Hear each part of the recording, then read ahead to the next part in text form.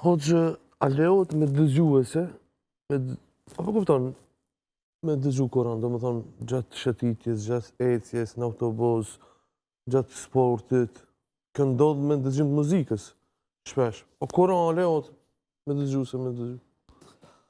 Nuk ka dyshim se lejohet një gjë e tillë. Edhe pse ne preferojmë që me pas etik, që kur të lexohet Kurani, të jemi me një vend pak ku është më modest, ku më e thjesht, ku nuk ka zhurmë, Ma respektues dhe Kuranit.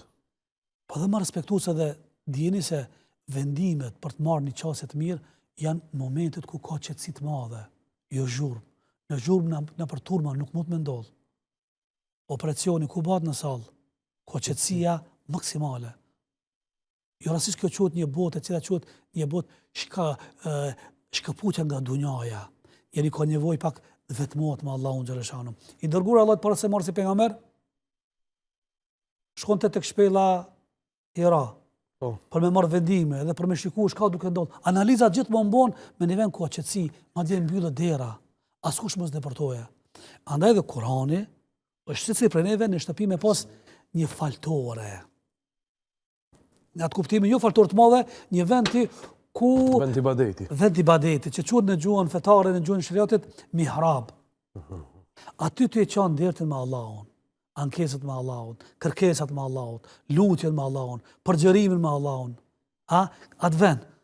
Është e dhimbshme kur shikojmë edhe ndoshta kena marr pjesë kur ka ndërtuar dikush në një shtëpi të bukur, në një villë i familjes, edhe na fton atje t'ja bëjmë parajr, edhe pastaj na merr me vete dhe na nxjerr na shfaq thotë ja këtu e kam dhomën, këtu e kam sallën, këtu e kam banjën, edhe për çudi nuk mund me gjet as bibliotekë.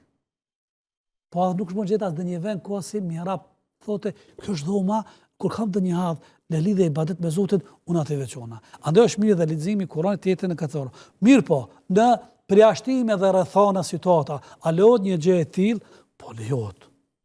Në tjetë alternativa, në vend se të dëgjon ndonjë Kur'an, në një send pahishme, diçka që është banale, lexon Kur'an, edhe pse nuk është ai niveli, mirë po, le ta bësh për dhe zakon, vetëm të shmangët, mos dëgjojë ndonjë muzikë, ndonjë haram, apo diçka fjalë boshe, e cila nuk ka dobi as kësaj botës, as botës tjetër.